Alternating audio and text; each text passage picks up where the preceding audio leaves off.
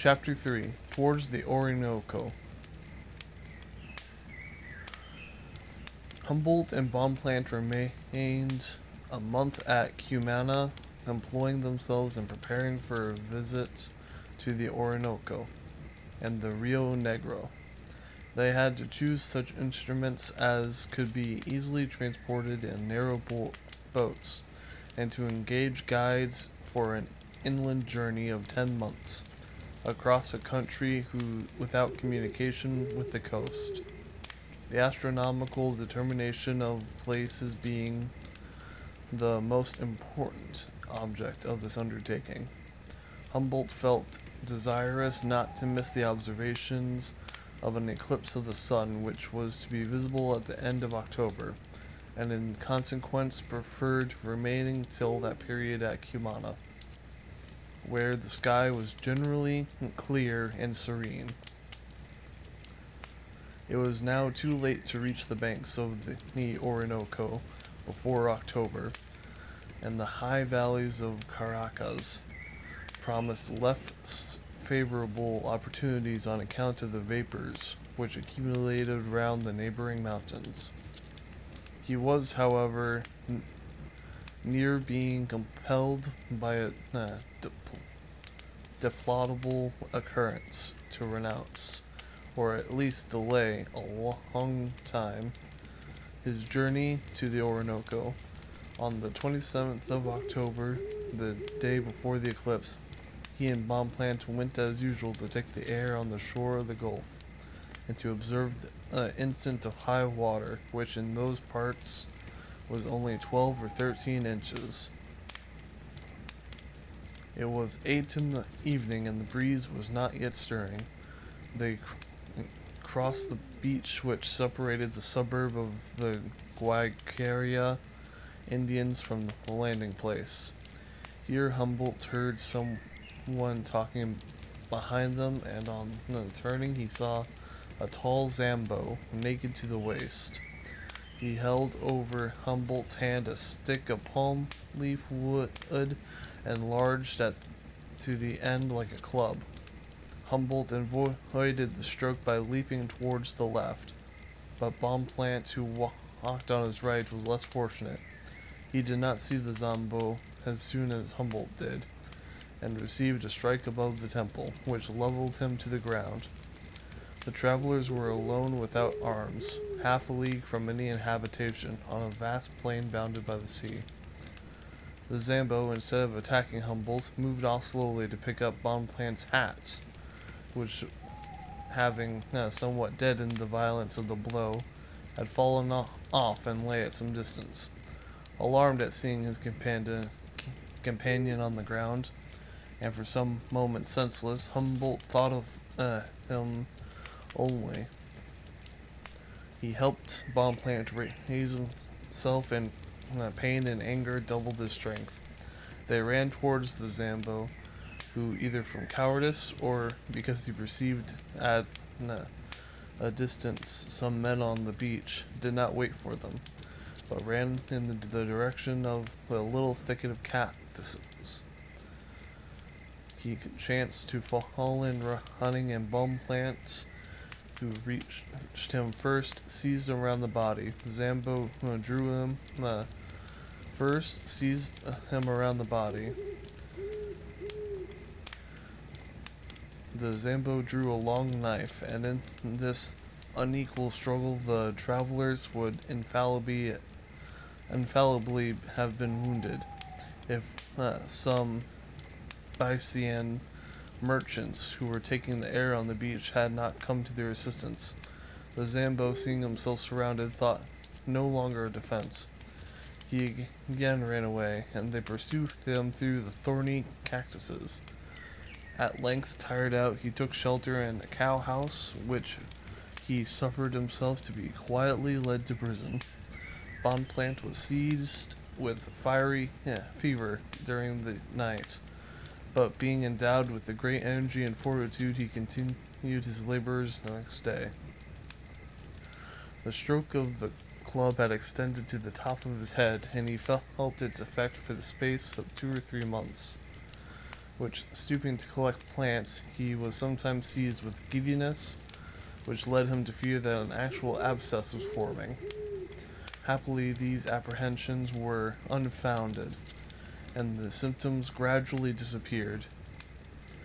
During a few days which preceded and followed the eclipse of the sun, very remarkable atmospheric phenomena were observable.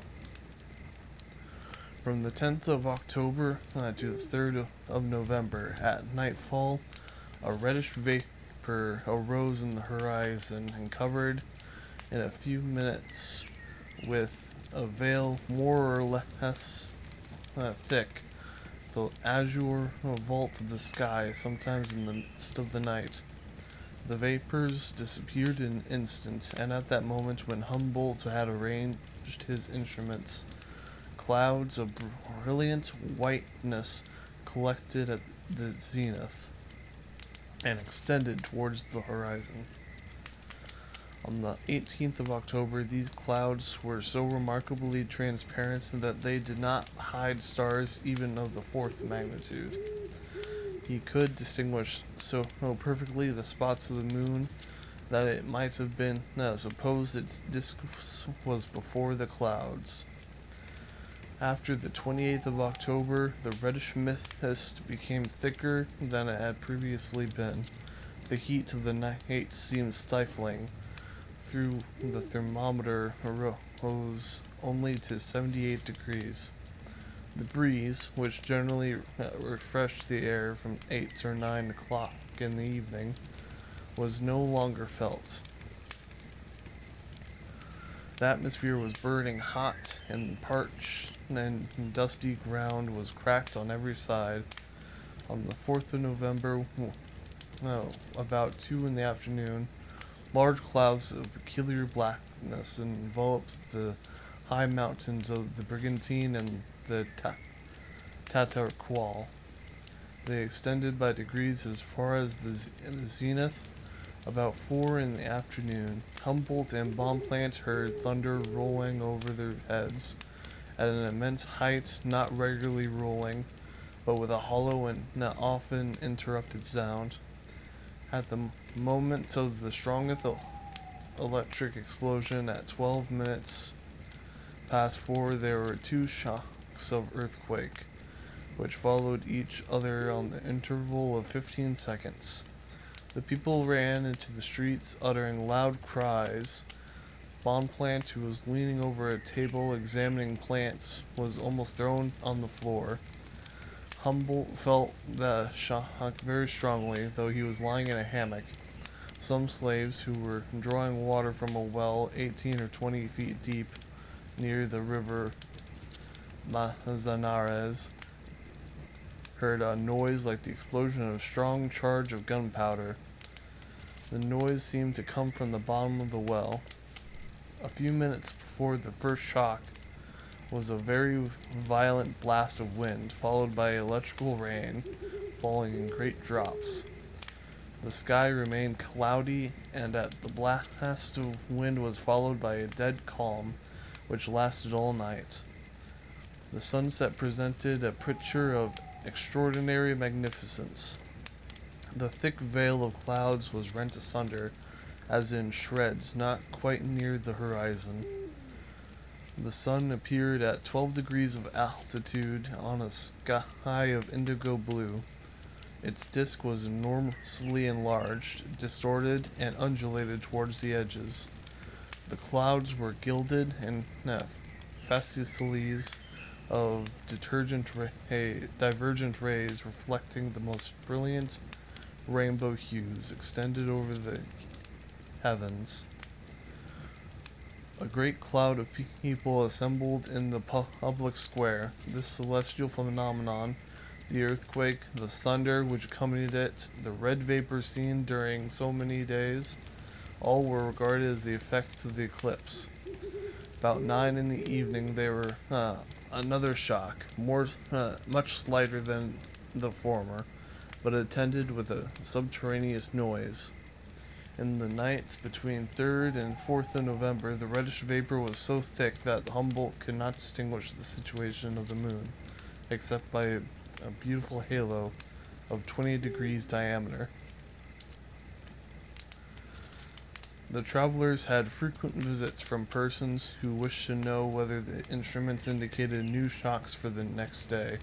An alarm was great in general when, on the 5th, exactly at the same hour as on the preceding day, there were a violent gust of wind attended by thunder and a few drops of rain.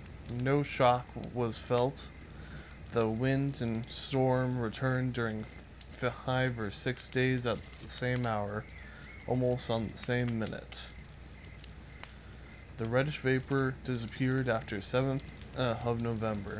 The atmosphere resumed its former purity, and the firmament appeared at the zenith, of the deep blue tint peculiar to the climates where heat, light, and a great quantity of electric charge seem all to promote the most perfect dissolution of water in the air. Humboldt observed on that night till the 7th the immersion of the second satellite of Jupiter. The belts of the planet were more distinct than he had ever seen them before. The night of the 11th was cool and extremely fine. From half after 2 in the morning, the most extraordinary luminous meteors were seen in the direction of the east. Bonpland, who had risen to enjoy the freshness of the air, perceived them first. Thousands of bolides and falling stars succeeded each other during the space of 4 hours. No trace of clouds was to be seen. From the first appearance of the phenomenon, there was not in the firmament a space equal in extent to 3 diameters of the moon, which was not filled every instant with bodies and falling stars. The first were fewer in the air, but as they were of different sizes, it was impossible to fix the limit between the two classes of phenomena. All these meteors left luminous traces from 5 degrees to 10 degrees in length. The phosphorescence of these traces, or luminous bands, lasted 7 or 8 seconds. The phenomenon ceased by degrees after 4 o'clock, and the bodies and falling stars became less frequent, though Humboldt still distinguished some of the northeast by their whitish lights and the rapidity of their movement a quarter of an hour after sunrise. On the evening of the 16th of November, the travelers set sail from Cumana from La Guara, descending the little river of Manzanares, the windings of which were marked by coconut trees. At high water, they passed the bar at its mouth. The evening breeze gently swelled the waves in the Gulf of Carico. The moon had not risen, but that part of the Milky Way which extended from the feet of the Centaur towards the constellation of Sagittarius seemed to pour a silvery light over the surface of the ocean. The white rock crowned by the castle of San Antonio appeared from time to time between the high tops of the cocoa trees which bordered the shore, and the voyagers soon recognized the coast only by the scattered lights of Guaycaria fishermen as they advanced towards the shoal that surrounded Cape Arenes. They enjoyed one of the varied sights which the great phosphorescence of the sea so often displays in those climates. Bands of porpoises followed their bark. 15 or 16 of these animals swam at equal distance from each other. When turning on their backs, they struck the surface of the light, which their broad tails they diffused a brilliant light which seemed like flames issuing from the depth of the ocean. Each land band of porpoises plowing the surface of the waters, left behind a track of light. The more striking the more striking as the rest of the sea was not phosphorescent. The voyagers found themselves at midnight between some barren and rocky islands, which uprose like the bastions in the middle of the sea, had formed a group of the Caracas and Chimanas. The moon was above the horizon and lighted up these cleft rocks, which were bare of vegetation of fantastic aspects. As they came near the group of mountainous islands, they were becalmed, and at sunrise small currents drifted them towards Boracha, the smallest of them. The temperature of the atmosphere became sensibly higher while they were sailing amongst the islands of the little archipelago. The rocks, heated during the day, threw out at night by radiation a part of the heat absorbed. As the sun rose on the horizon, the rugged mountains projected their vast shadows on the surface of the ocean. The flamingos began to fish in the creeks. Humboldt and Bonpland saw them as they passed, standing like a file of soldiers along the narrow beaches and necks of land. They were so far advanced on their voyage on the morning of the 20th that they hoped to reach La Guaira that day, but our Indian pilots, afraid of the privateers who are near the port, thought it would be prudent to make for land.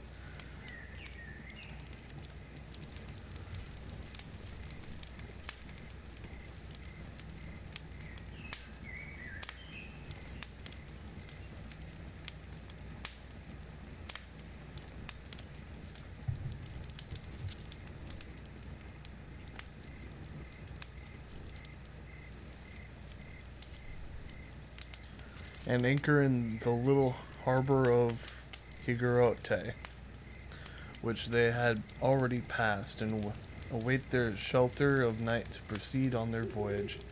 They found neither village nor farm there, but merely 2 or 3 huts, inhabited by fishermen. Their livid hue and the menagerie condition of their children showed the voyagers that this spot was one of the most unhealthy of the whole coast. The sea had so little depth along these shores that even with the smallest barks it was impossible to reach the shore without wading through the water. The forest came down nearly to the beach, which was covered with thickets of mangroves and avinanias and manchineel trees.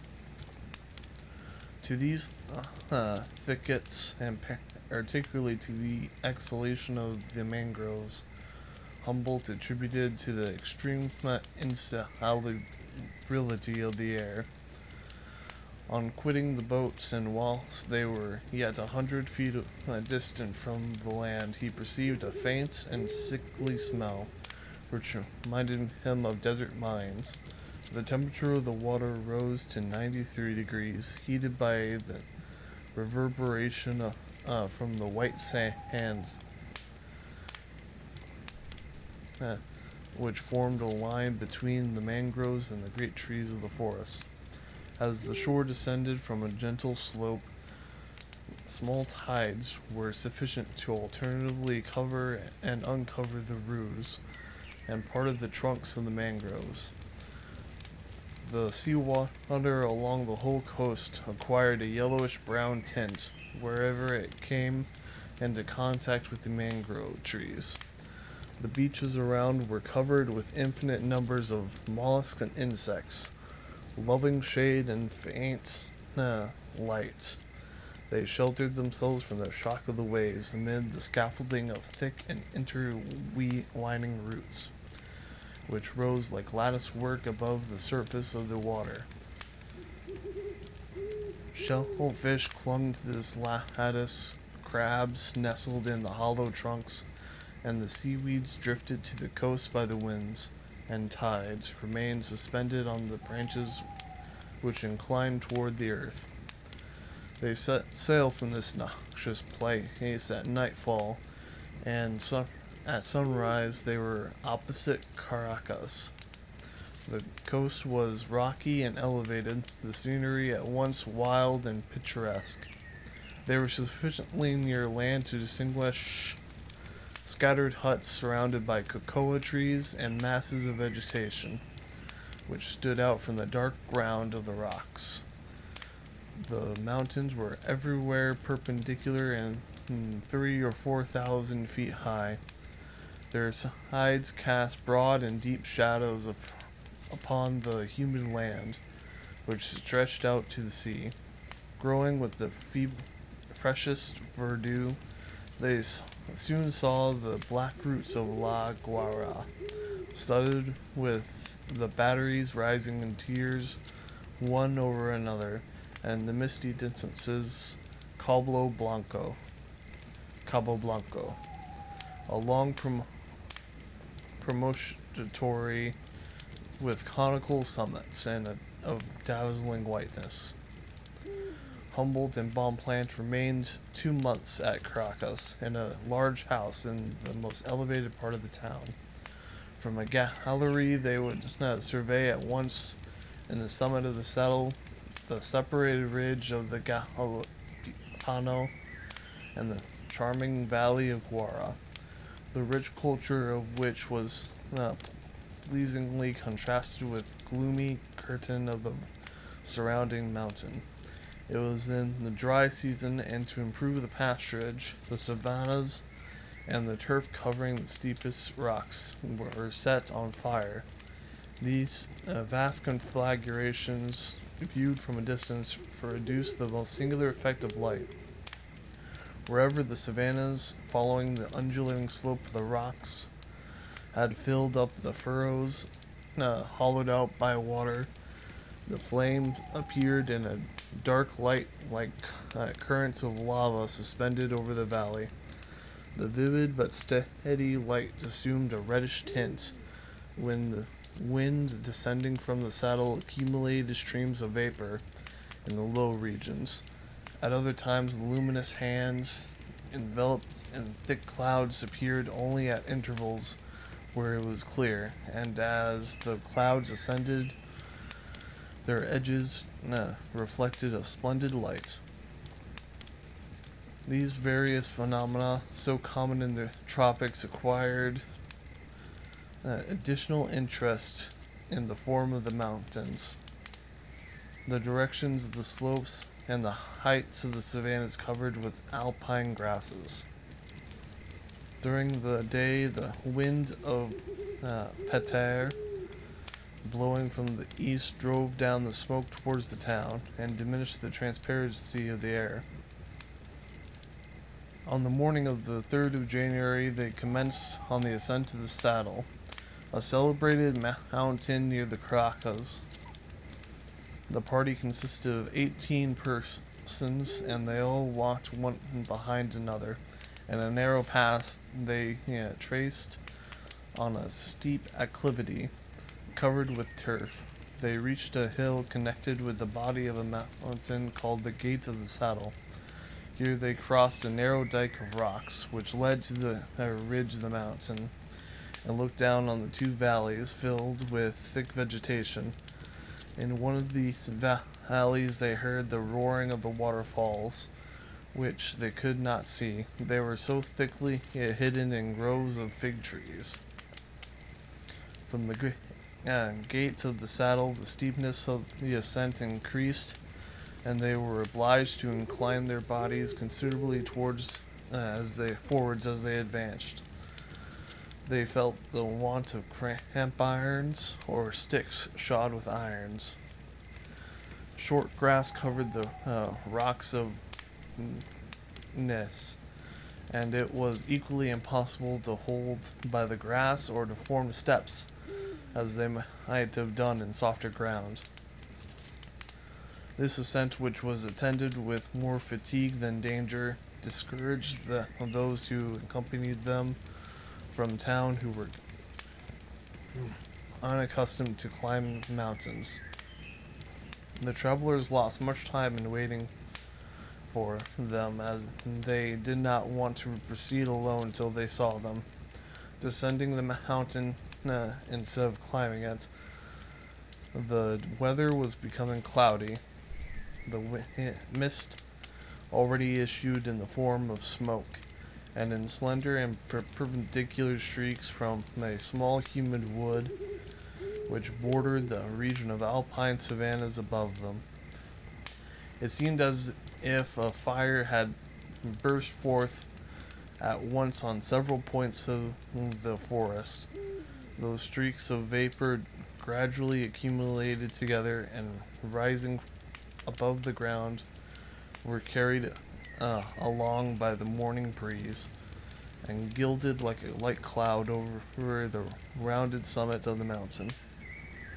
Humboldt and Bonpland foresaw from these signs that they would soon be covered by a thick fog, and lest their guides would take advantage of the circumstances and leave them, they obliged to those who carried the most necessary instruments to precede them.